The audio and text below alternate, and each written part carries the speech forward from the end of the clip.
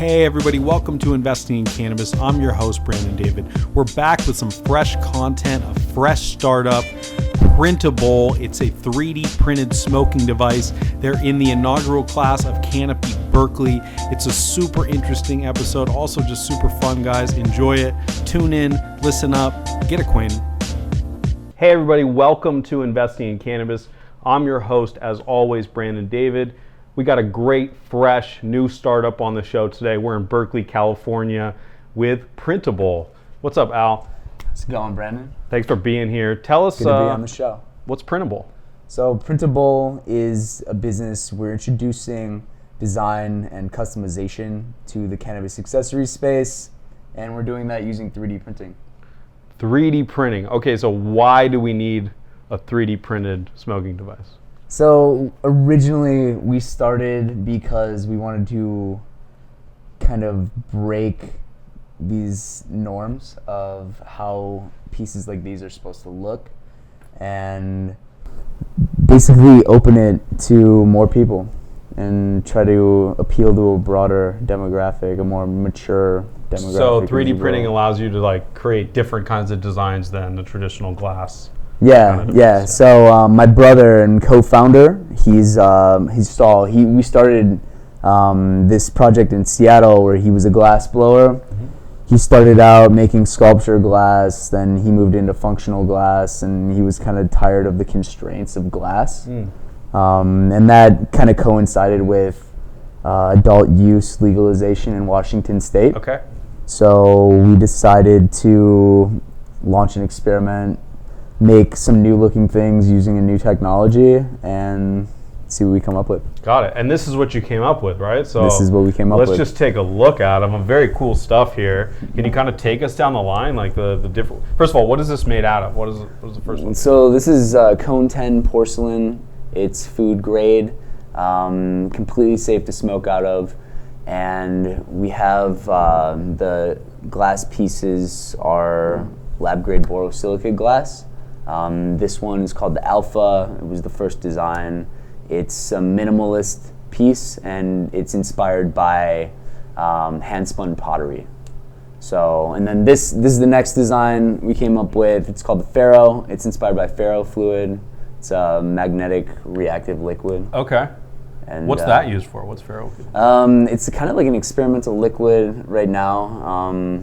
If you've seen, I think it was like a Chevy commercial. They give it some really good love. Okay. Visually, we thought it was just a kind of a cool concept to apply to the dynamic. Got it. I mean, this one is wild looking. This is unlike any other smoking device that I've seen before. And it feels good to hold. It does feel good. It has a nice weight to it, for sure. It's a good size. From the website, I thought that it might be a little bigger, actually, but I like the size of this. Now, the bowls are not 3D printed, correct? No, these are not 3D printed. We have a couple of glass artist friends who helped us out with some of the hardware. So, for anybody that doesn't really know about 3D printing, kind of take us through the process of this. What does that mean, that this is 3D printed? Okay, so we start out with, we're working with a designer who is fluent in CAD, which is computer-aided design. So we concept the piece based off of just ideas that we like, and we send it to the designer, kind of art direct him a little bit, back and forth with sketches. We send it to the 3D printer, the prototype, and we started out with, it's like SLS printing, so it's like a laser, it shoots a binder, and builds it from the ground up. Wow. And then we switched to 3D printing molds for slip casting, so those are made out of ceramic. It's more like, it's like a plaster composite, and then... And where are you doing this? Where are they being produced? We have a couple different partners around the country. So. Okay. And what does a factory look like that, or what kind of environment does this look like? It's kind of more like a lab environment. Got it. Yeah, because it's still very much an experimental technology in a lot of ways, and especially how we're producing these. So, I mean, you may have seen desktop 3D printers that print plastic. MakerBot or whatever. Yeah, MakerBots, that's a pretty common one, and we could have gone that direction too, but we wanted to make something that would last a little longer, would feel like like a quality instrument in your hand. So Got it. And it definitely does. It feels really substantial. How long would it take to print one of these?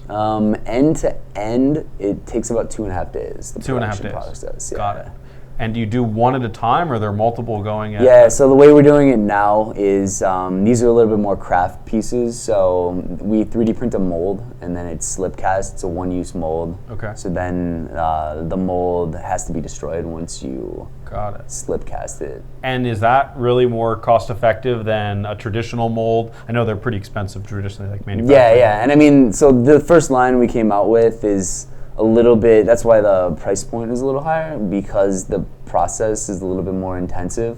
So we're still experimenting constantly with new techniques, and when we introduce the customization element early next year, that's when we're gonna this is scale rad. it up. This is like a Nike ID type deal. I'm a huge Exactly. sneakerhead, so like you're going to be able to go on and fully customize what you want. So what will I be able to customize here?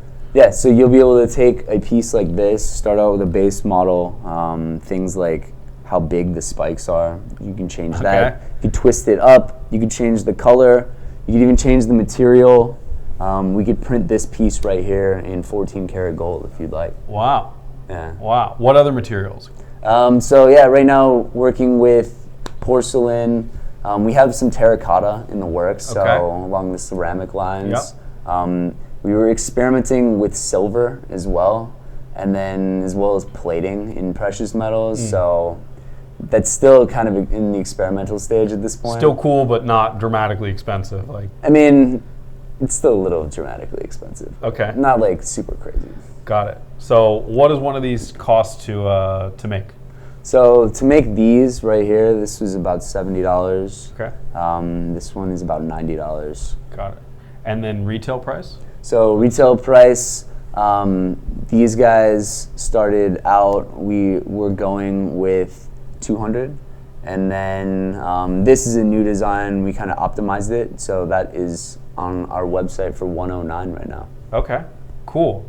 And then this one was more like what, like 150? I saw something like that. What's retail for? Oh, these guys, yeah. Yeah. So this is a special we're doing in October. It's 150, and then going into November, we're going to move to a more efficient production process, and these are still the limited edition run. Got it. So pretty rad that even though you're in Canopy, this incubator, your product is out in the world and you can buy it. It's pretty rare for this stage company. Which leads into my next question, like, why Canopy? Like, it seems like you got this great head start. Like, you already have your product launched in the world. Why Canopy? So we started it, and we wanted to target the high-end glass market. So we came out with these limited edition goods. We ended up selling them mostly through Instagram to begin with, and we were like, there's a market here, but we know there's a bigger market, and we decided to go with Canopy because it would help us scale effectively. Got it. And what specifically about them do you think is going to help you scale? Just the guidance and mentorship. So everyone that has been through Canopy before us, the mentors that come in, that they get to speak with us on a weekly basis, no matter what you are trying to accomplish. So any of the companies here, there's somebody in the network that's done it before, that's been successful before. So it's just a good network to be a part of. I think that's one of the most valuable parts. And are there certain goals, like metrics, that you hope to reach by the end of the program, which is in December, correct? Yeah. So we're looking to get a ton of pre-orders. Got it. By December. What's a ton look like? A ton's probably like 500 to 1,000 at this point. We're building out a customizable interface right now, so anybody could go on 3 easy steps. You can customize your own piece. We'll print it and ship it to your door. So I can change. I can pick the color. Can I pick like any color that I want?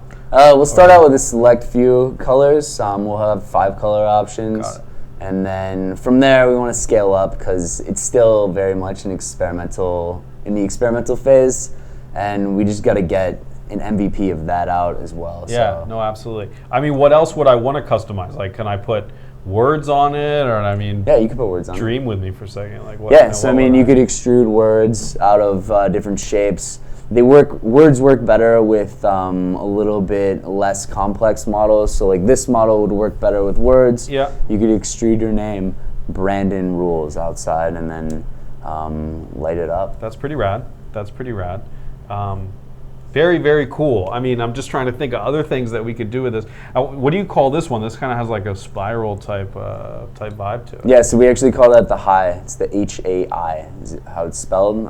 It's modeled structurally after the Shanghai Tower. It's got kind of an illusion of balance there. Got it. And it's just a form that we were really excited to play around with. And yeah, it's the latest release.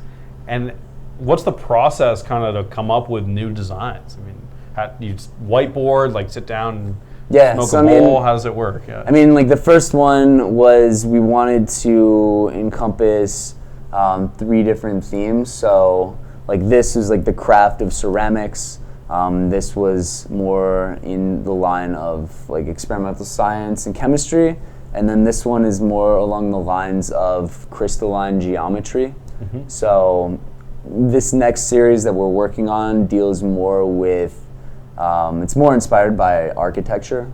So it's a little bit more, I guess, built. Got it, for sure. So we've come to kind of my favorite part here. I love to talk to the guests about kind of their own personal cannabis consumption. Like, what do you pack in one of these things? So like, what kind of smoker are you? You have a strain you like a lot, or you know what do you gravitate towards? I've really been into CBD lately. Okay. It's I like the body relaxation with still the mental clarity. So yeah, usually I've been using the Hai model most recently a lot. So CBD, usually go Spark and SF. Nice. Shout out to Spark. Yeah. Getting a little plug there. Yeah. Well, plug some other stuff here. I know it's printable.co. Printable.co. They're on sale right now. Yep. Anything else you want to plug? Twitter, Instagram? Yeah, so Twitter, Instagram, @Printable, Facebook as well. We're running a couple promos on Facebook. Look out for us. We have a customization interface sign-up list that's in the works, which if you guys follow us on social media, you'll be the first to know about. So. Dope. Looking forward to it. Well, thanks again, Al. Hey, good thanks, luck Brandon. to you. They're pretty rad. I think we're going to go outside and spark one up, see how it works out. Yeah, let's do it. Yeah, good stuff. Thanks again for watching, guys, and we'll see you next time. So did you like the show? Because this stuff costs money. Like, we got lights, Jacob the director, Eric the producer. We'd like to be able to fly our guests out here. We go to Seattle. We're going to go to Colorado soon. All this costs money, guys. So if you like this show, if you give a shit about cannabis, head over to patreon.com/investingincannabis. It's a great platform where you can donate, $5, $10 a month, totally anonymously, so no one will know that you like weed or that you're supporting us. But if you listen to this show, if you watch it, if you care about it, just give $5, $10 a month, and that really does matter. It really does help us out. So thanks so much for doing that, and I hope you continue watching and you enjoy what we're doing here.